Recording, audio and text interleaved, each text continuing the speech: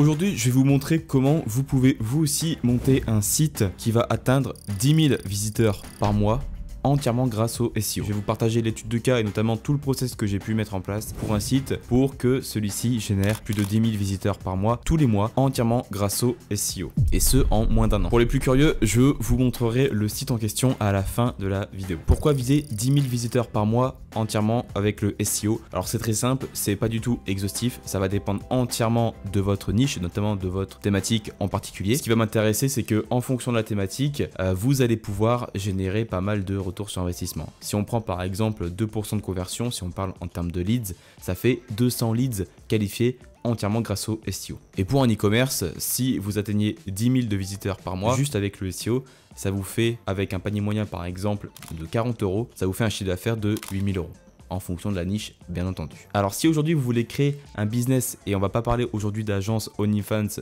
complètement claquée, mais on va parler vraiment d'une vraie idée de business, ou du moins là où vous allez vraiment apporter de la valeur aux gens, laissez-moi vous guider par la main et je vais vous montrer concrètement tout mon process pour que vous puissiez atteindre donc ces fameux 10K de trafic SEO. La première chose à faire, c'est d'analyser correctement votre niche ou du moins votre thématique. Avant de vous plonger tête baissée dans n'importe quelle niche, parce que vous avez vu que certains mots-clés pouvaient générer plusieurs milliers de recherches mensuelles, vous devez au préalable savoir, connaître et surtout analyser correctement votre niche pour pouvoir prédire les investissements nécessaires. Parce qu'il y a trop de personnes qui sont dans des niches et qui ne sont pas capables d'assumer des budgets derrière, notamment en backlink ou du moins en contenu, et qui derrière se retrouvent complètement délaissés, démotivés parce que les résultats mettent plusieurs années à arriver. Donc qu'est-ce que vous devez faire? C'est très simple, vous devez analyser le nombre de domaines référents parmi vos concurrents qui vont ressortir sur le top mot-clé que vous visez. Imaginons que nous visions donc le mot-clé en question, donc logiciel gestion de projet, et qu'on propose par exemple un logiciel, on va analyser différents concurrents qui pourraient se positionner sur tel ou tel mot-clé. Donc vous allez avoir vos concurrents de la SERP, donc qui vont se positionner. On en reviendra un petit peu plus tard parce que c'est plus intéressant, mais là pour l'instant, ce qui va nous intéresser, c'est par exemple celle-ci qui propose par exemple la gestion commerciale et financière.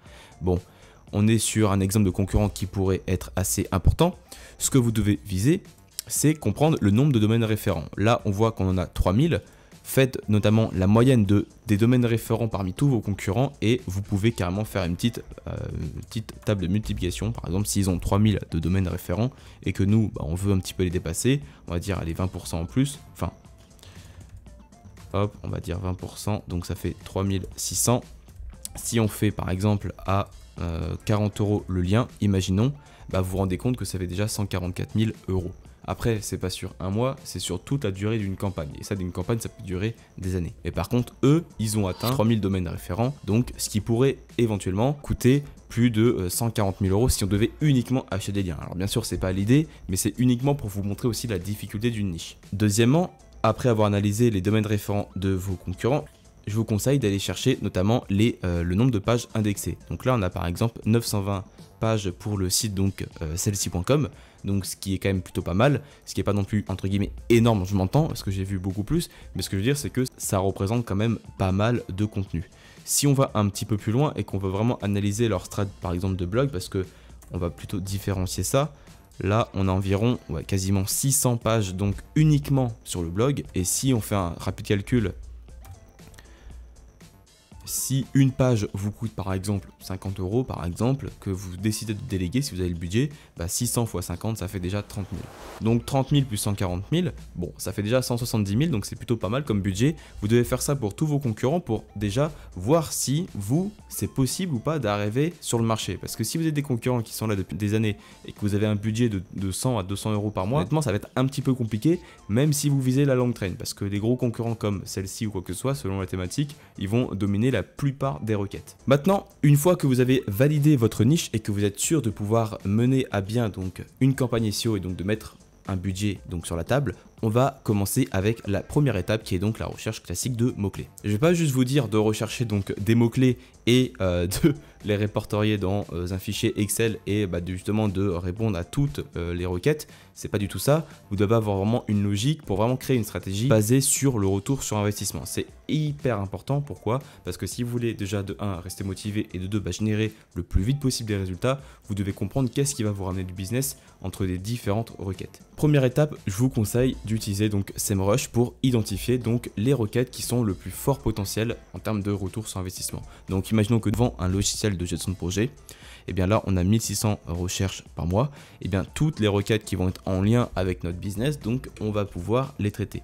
Mais par exemple, on pourrait, si on est par exemple un ERP, on pourrait par exemple avoir d'autres requêtes. Donc si on a un module, imaginons logiciel gestion commerciale, et ben c'est un exemple de mots-clés également qu'on va pouvoir traiter. Les requêtes les plus business, vous allez les répertorier, vous allez faire un onglet justement dans votre fichier de suivi, donc par exemple sur un Google Sheet classique, vous allez le suivre et vous allez pouvoir après calculer notamment un volume de recherche mensuel et par exemple faire un petit calcul simple, c'est que en fonction de votre position, si imaginons que vous vous positionnez en top 3, vous pouvez calculer notamment la part de trafic que vous allez pouvoir recevoir et de 2, vous allez calculer également le nombre de leads ou du moins de chiffre d'affaires que vous allez pouvoir générer grâce à ces positions. Ce que je vous conseille d'utiliser, c'est un logiciel comme SEO Observer qui va vous aider justement à analyser une SERP en majorité, donc sur plusieurs mois, notamment plusieurs années, c'est possible.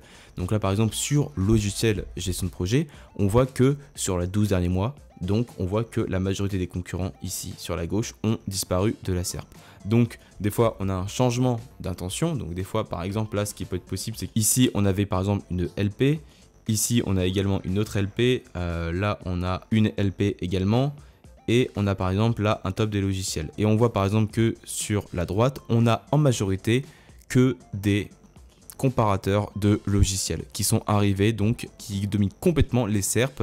Donc où on voit que justement entre la première et la 6e position c'est que des tops. Donc qu'est-ce que vous devez faire? Est-ce que vous devez traiter ça comme une LP? La réponse est non. Si vous avez la possibilité, je vous conseille dans cet exemple par exemple, si vous proposez un logiciel de gestion de projet, de faire concrètement un top des logiciels en mentionnant notamment vos concurrents. C'est la meilleure manière de répondre correctement à l'intention de recherche et d'aller directement vous positionner donc sur cette requête. On voit par exemple que Asana, donc qui est un concurrent qui proposerait par exemple un logiciel de gestion de projet, ils sont 8e. Donc vous avez quand même la possibilité de vous positionner avec uniquement une LP, donc sans forcément mentionner vos concurrents, ou du moins si vous allez juste vendre entre guillemets votre solution. Le problème c'est que vous n'irez jamais au-delà parce qu'on voit très bien que la SERP est complètement dominée par des comparateurs. Deuxièmement, ce que je vous conseille de faire, c'est de regarder notamment si vous voulez regardez chacune de vos requêtes vraiment business qui va vous apporter du chiffre d'affaires, c'est d'aller rechercher notamment Keyword Competition Checker,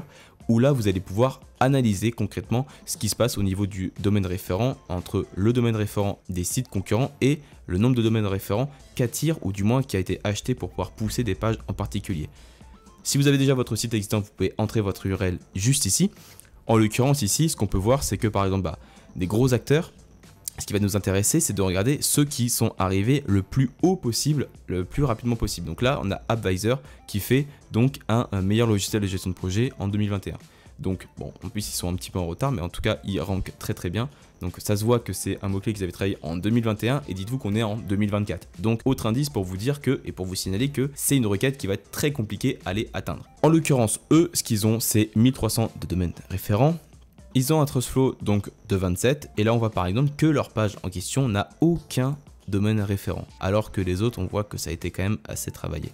Là on voit par exemple que sur le 3e et le 4e, donc qui sont donc d'autres comparateurs de logiciels, on voit que là ils ont 32 de RD, 20 de RD et qu'ils ont quand même pas mal de RD au niveau donc du domaine racine.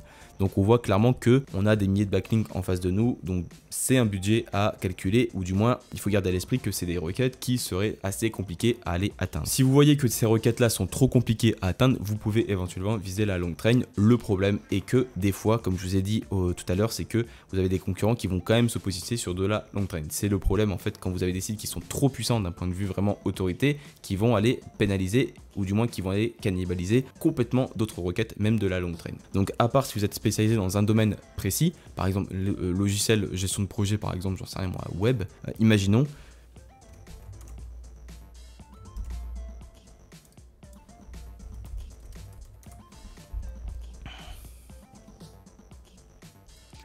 Et bien là, en l'occurrence, logiciel de projet web, c'est recherché 20 fois par mois. Et le problème, comme je disais, je vais vous partager donc un outil qui s'appelle 12page.com qui vous permet justement de voir si vous avez un risque de cannibalisation en traitant deux requêtes qui pourraient être potentiellement similaires. En l'occurrence, c'est le cas ici. Vous avez ici donc l'exemple en direct que, par exemple, logiciel gestion de projet et logiciel gestion de projet web, vous avez 7 résultats communs. Donc vous avez un taux de similarité de 70%, c'est-à-dire qu'en fait, c'est quasiment impossible de ressortir autrement, même sur de la longue train, sur un exemple de requête. Ça peut être possible, c'est pas ce que je dis, ça dépend vraiment de la thématique que vous visez, mais en l'occurrence, d'après mon expérience, c'est que là, si vous avez un taux de similarité déjà au-dessus de 50%, ça va être un peu compliqué. Vous allez pouvoir vous placer.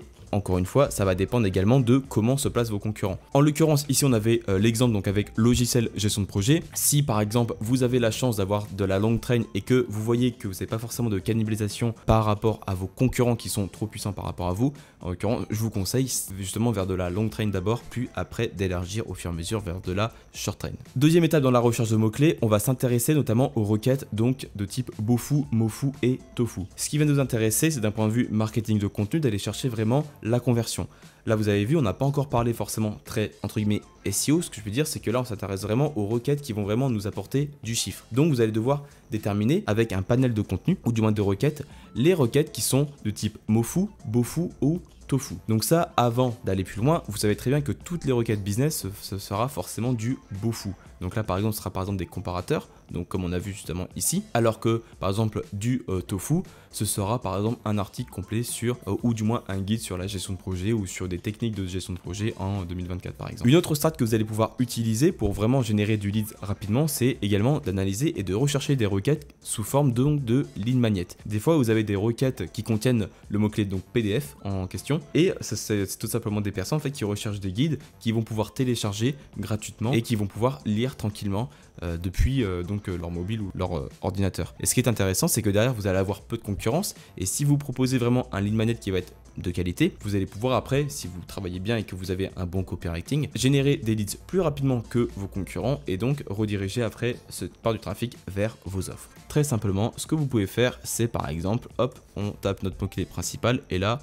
gestion de projet logiciel PDF, ou par exemple les logiciels de gestion de projet PDF. Donc là par exemple, vous avez vu que le volume est à 0, c'est pas grave, j'en ai déjà parlé dans une précédente vidéo. Les mots-clés avec une recherche vraiment égale à 0, c'est très intéressant parce que personne va s'en occuper. Alors que vous avez quand même des gens qui vont rechercher ça tous les mois. On ne sait pas forcément combien, c'est sûr que vous n'allez pas générer des milliers d'euros avec ça, mais c'est des exemples de requêtes que vous allez pouvoir viser, surtout si vous avez une très faible autorité ou un site vraiment neuf. Là vous allez pouvoir vous positionner rapidement et aller générer du leads facilement. À présent que nous avons traité donc de toute la partie vraiment ROI, donc autour des requêtes business, ce qu'on va faire maintenant, c'est vraiment aller sur la stratégie SEO classique et donc aller élargir en créant vraiment un topic cluster autour de nos thématiques principales. Là, on va pas encore parler de stratégie plus avancée, mais du moins ce que je veux que vous fassiez, c'est très simple, mais c'est que pour chaque requête, donc vous allez devoir en fait récupérer la majorité des requêtes par rapport à votre mot-clé cible et de faire ce qu'on appelle donc un topic cluster et de créer un contenu dès que c'est possible sur l'entièreté des requêtes. Donc vous récupérez toutes les requêtes qui vous semblent pour vous intéressantes, et surtout ce que je veux que vous fassiez, c'est que pour chaque requête, j'insiste bien, je veux que vous repreniez le mot-clé principal. Hop, donc là on le reprend. Et par exemple, là je prends logiciel gestion de projet gratuit Excel. Donc hop, par exemple, ça c'est un exemple de contenu qu'on pourrait créer aussi. Vous allez aussi devoir en fait créer d'autres contenus qui vont être pas forcément très héroïstes, mais du moins ça va vous permettre notamment de créer donc du contenu pour attirer du trafic, aider les internautes et encore une fois aller rediriger vers la page en question donc qui nous intéresse pour positionner. Donc en fait le topic cluster, si vous comprenez bien, si on en parle depuis un moment, c'est vraiment d'avoir une page mère cible, vraiment le mot-clé que nous visons à tout prix, et autour d'avoir beaucoup de contenus qui vont graviter autour du sujet, qui vont être proches et très proches sémantiquement, sans forcément tomber dans la cannibalisation, mais qui vont permettre en fait de faire du maillage interne et donc d'envoyer du PageRank et donc de la force, et donc de faire comprendre au moteur de recherche que votre page mère, c'est la page la plus importante que vous cherchez donc à positionner. En l'occurrence ici, logiciel de gestion de projet et logiciel de gestion de projet gratuit Excel, donc là vous avez bien un taux de similarité de 0%, donc en l'occurrence c'est un exemple de contenu que vous allez pouvoir créer facilement. Il y a beaucoup de personnes qui vont récupérer beaucoup de contenu et donc pour créer un topic cluster vraiment à partir de zéro et qui vont simplement récupérer tous les mots-clés ici et qui vont les traiter un à un par contenu. Le problème, c'est que derrière, après, c'est la masse et donc vous avez un gros risque de contenu dupliqué. Donc s'il vous plaît, vraiment, faites l'étape préliminaire, ça prend du temps, au moins vous évitez de cannibaliser votre propre contenu. À présent, ce qu'on va faire, c'est qu'on va créer un cocon sémantique autour donc de notre thématique principale. Là, nous, notre thématique principale, c'est logiciel de gestion de projet. Ce qui va nous intéresser, c'est de créer donc du contenu autour du logiciel de gestion de projet ou plus ou moins de la gestion de projet pour vraiment pouvoir en fait créer des sous-sujets qui vont nous permettre après derrière de trouver d'autres idées de contenu qui vont permettre encore de agrandir le cocon. Donc si je prends un exemple très simple, c'est que logiciel gestion de projet, on pourrait notamment mentionner donc la gestion de projet. Et dans la gestion de projet, ce qui pourrait donc par exemple être un contenu autour donc des différentes techniques aujourd'hui, comme par exemple le lean management, la méthode en cascade, etc. Derrière en fait ça va créer encore d'autres sujets. Donc c'est là en fait où vous allez pouvoir vraiment créer un énorme cocon autour de votre grosse thématique et qui va vous permettre ensuite de thématiser votre site, d'envoyer donc de bons signaux au moteur et derrière d'envoyer aussi du PageRank encore une fois en faisant du maillage interne vers la page qui nous intéresse. Comment est-ce qu'on fait? C'est très simple. Honnêtement, vous pouvez par exemple, si je prends logiciel,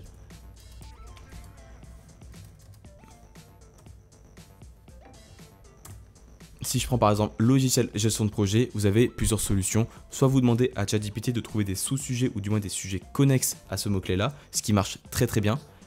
Ou alors, par exemple, vous avez d'autres éléments que vous pouvez utiliser Google Images pour récupérer notamment tous les éléments ici. Donc là, vous avez Gantt, Asana, comparatif, MS Project, portefeuille, Monday, développement, de planification, open source, projet informatique, project management, etc. Récupérez un maximum de sujets, élargissez notamment avec par exemple Wikipédia si elle est vraiment dans le détail, vous récupérez vraiment toutes les infos, vous demandez à ChatGPT de faire un gros tri et ensuite utilisez simplement votre cerveau parce qu'en vrai franchement il n'y a que ça qui marche mieux, mais du moins après vous pouvez ressortir avec beaucoup de sujets et ça va vous permettre vraiment de créer un calendrier éditorial sur toute une année ou du moins sur même plusieurs années parce que vous allez voir que ça va faire beaucoup de contenu parce que si derrière par exemple je prends Gantt,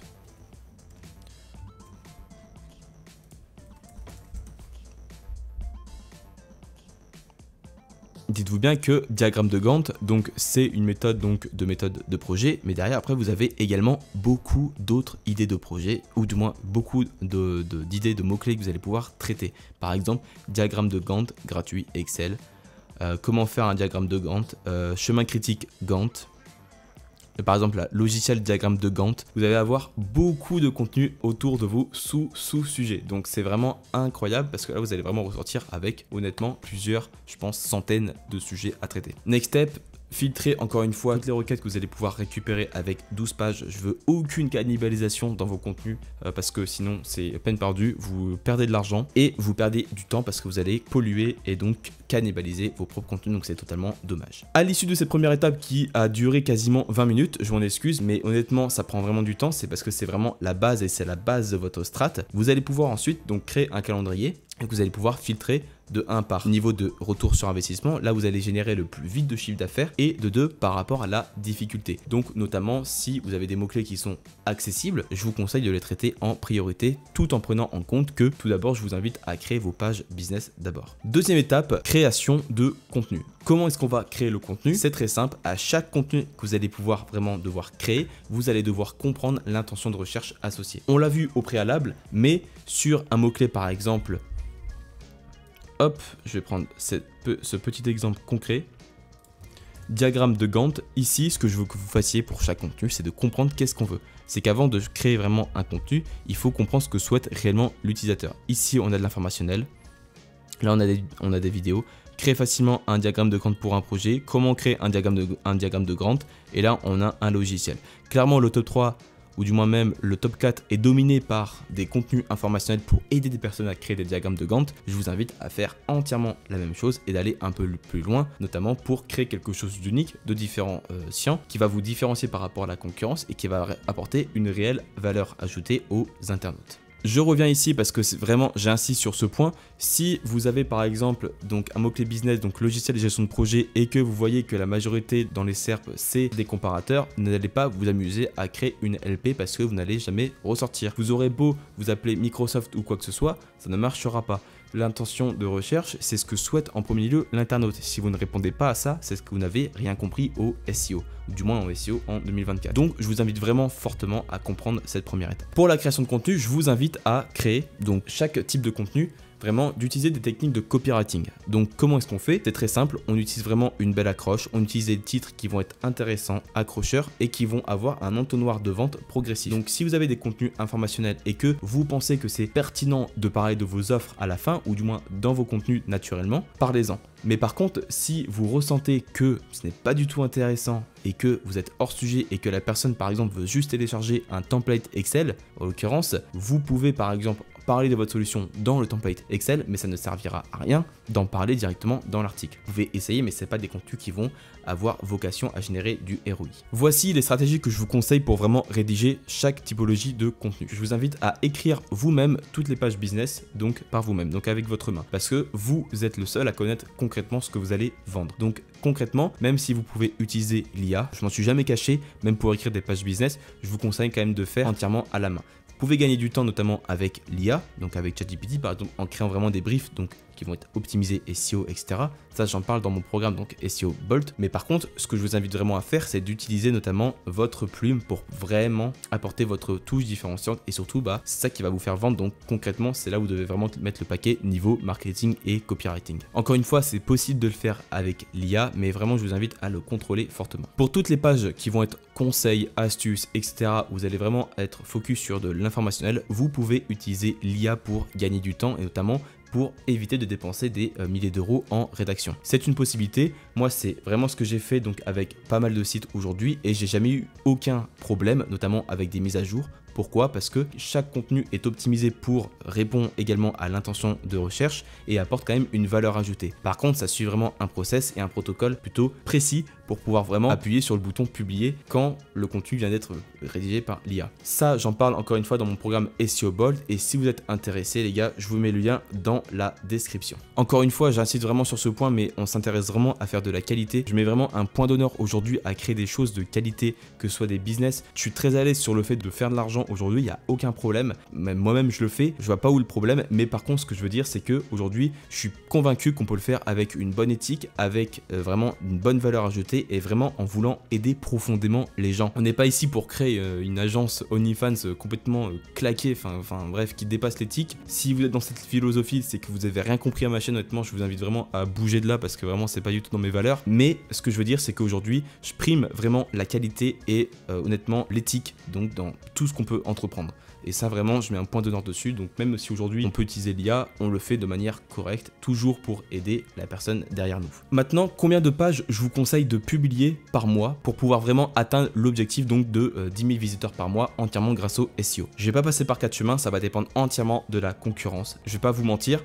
si vous publiez notamment comme le fameux pack de consultants SEO qui vous vendent 4 articles par mois, alors que derrière vous avez des concurrents qui ont des milliers de pages, ça ne servira à rien du tout parce que vous allez toujours avoir un cran de retard. Même si vous pouvez avoir la meilleure stratégie SEO, à un moment donné, la qualité c'est hyper important, mais il va falloir aussi l'allier avec la quantité. Et donc pour ça, je vous invite entièrement, donc encore une fois, en fonction de la concurrence, j'insiste vraiment parce que c'est compliqué comme ça derrière sans connaître la thématique que vous visez, mais je vous invite vraiment à publier entre 8 à 15 contenus par mois si c'est possible pour vous. Encore une fois, plus vous allez publier des choses de qualité, de manière régulière et de manière quantitative, plus vous allez avoir de résultats. Tant que vous n'avez pas publié énormément de pages, notamment par exemple genre 100 pages sur votre site, si vous êtes dans une niche très importante, très concurrentielle, honnêtement vous n'obtenez pas si vous n'avez pas encore de résultats. La première année, elle est vraiment décisive en SEO, c'est là où vous allez vraiment créer les fondations. Je vous invite vraiment à être très vigilant par rapport à ça. Troisième étape, les backlinks. On en a parlé juste avant, mais les backlinks, c'est donc encore aujourd'hui important. On va pas rentrer dans le débat, je vous le dis droit dans les yeux, c'est encore très important. Notamment sur des requêtes très concurrentielles. Je le vois tous les jours les gars, honnêtement ça sert à rien de dire que le backlink ça c'est mort, etc.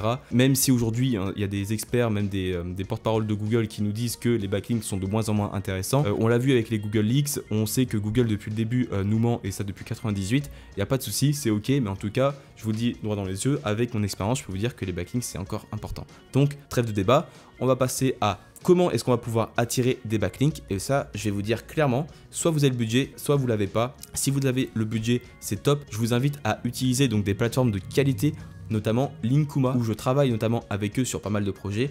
Ils sont hyper à l'écoute, ils sont hyper pro. Honnêtement, vous avez des liens pour, entre guillemets, pas cher. Ce que j'appelle pas cher, c'est vraiment qu'on est en dessous des 50 € le lien, donc ce qui est quand même plutôt pas mal. Vous allez avoir des choses de qualité. Vous pouvez également déléguer complètement votre commande, ou du moins déléguer complètement votre campagne de netlinking et confier un budget à un professionnel du netlinking qui va le faire pour vous. Je vous invite à découvrir le petit lien dans la description que je vous propose. Donc je vais pas vous mentir, c'est un lien sponsorisé. En gros, si vous passez par ce lien et que vous, par exemple, vous démarrez une campagne, moi je gagne quelque chose et vous aussi. Honnêtement, tout le monde est gagnant. Deuxième étape, ce que je vais vous conseiller de faire, c'est d'analyser également, on l'a fait, mais sur les top mots-clés, donc le nombre de domaines référents de backlink que vous allez devoir faire, entre guillemets, sur les LP. Donc on l'a vu notamment avec SEO au serveur. Si je prends encore un exemple ici, on voit que sur notre top mot-clé, si demain vous allez faire votre comparateur, on voit que là on a par exemple 32 DR, là on en a 20, là on a 2, ici on en a 12 et ici donc 12.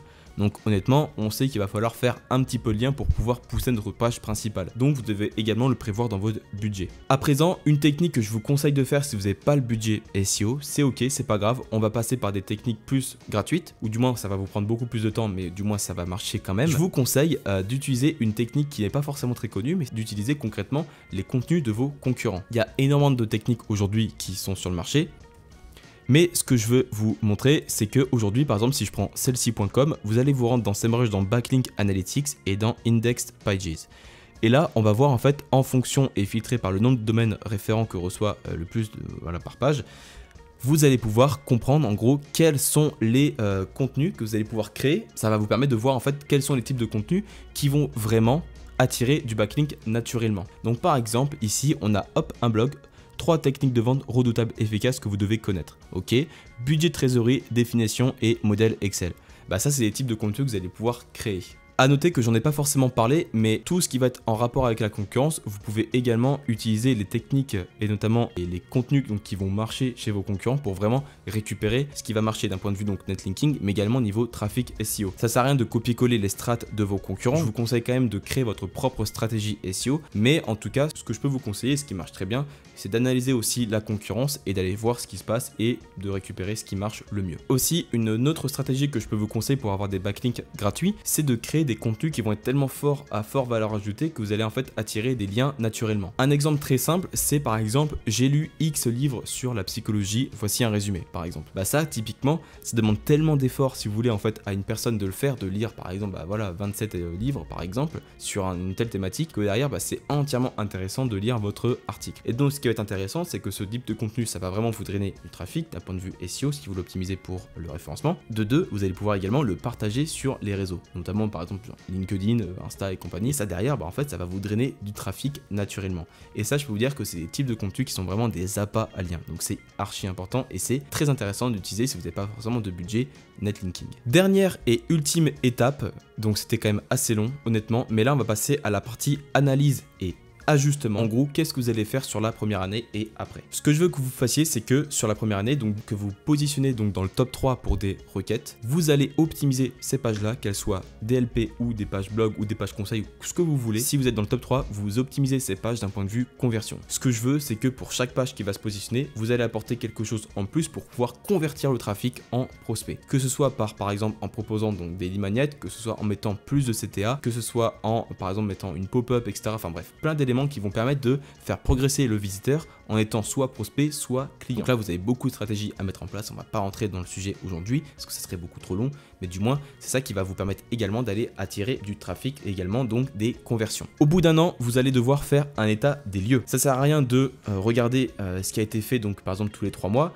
Vous devez également être armé de patience parce que c'est ça qui va vraiment porter ses fruits. Donc ce que vous allez faire, c'est concrètement, au bout d'un an, vous allez réoptimiser les pages existantes, notamment les pages qui ne se positionnent pas encore bien ou correctement. Donc dès qu'une page a plus d'1 an d'ancienneté et qu'elle se positionne entre la 20e et la 100e position, vous la mettez dans votre calendrier et vous la réoptimisez pour comprendre l'intention, pour comprendre les différentes questions qui sont par exemple posées par, ou du moins qui sont traitées par les concurrents, le nombre de backlinks parce que également des fois il y a des concurrents qui font des backlinks vers des articles ou des contenus spécifiques et tout ça, ça va vous permettre vraiment de retravailler le contenu existant. C'est hyper intéressant comme technique et il y a personne qui le fait aujourd'hui. Deuxièmement, vous allez retravailler vos landing pages ou du moins vos pages business. Si vous voyez, et notamment bah, ça peut prendre du temps en fonction de la concurrence que vous ne remontez pas encore forcément bien, je vous conseille de retravailler ces pages. Comment est-ce que vous devez faire ?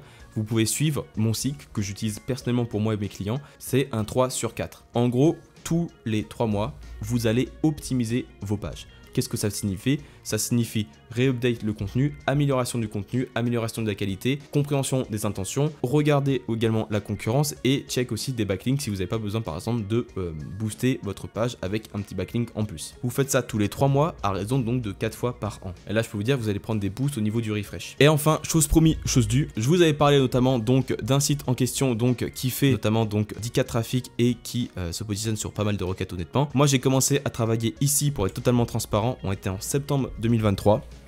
On avait 6 mots-clés en top 3, donc on avait quasiment on avait 13 en top 10 et pour un total de 225 mots-clés référencés.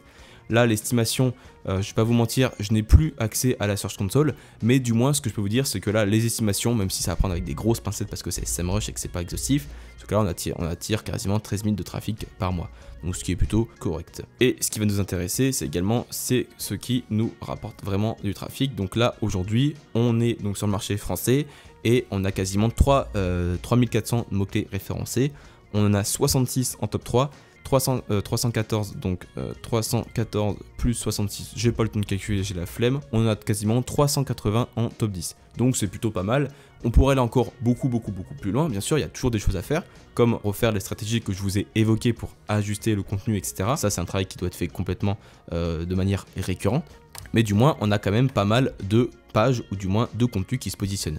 Et ça, derrière, je peux vous assurer qu'après, derrière, si vous faites le travail correctement d'un point de vue marketing, c'est des sites comme ça qui peuvent générer pas mal de leads. Le site en question, hop, le voici. Vous avez plus qu'à regarder si vous voulez regarder ce que j'ai fait, donc notamment sur SEMrush. J'ai aucun... Je vous invite à regarder un petit peu ce qui a été fait. Et pour conclure, j'aimerais vous dire que l'IA, c'est possible. Je l'ai utilisé notamment pour ce site et honnêtement, ça marche très bien parce qu'on fait les choses, encore une fois, de manière correcte et qu'on apporte de la qualité. Pour ceux qui sont intéressés, vous avez toujours le programme SEO Bolt. Vous avez également mon cours SEO, donc qui est complètement offert, que je vous invite également à consulter si vous n'y pipez rien en SEO et que vous voulez comprendre vraiment la base. Je vous envoie 5 vidéos sur 5 jours automatiquement.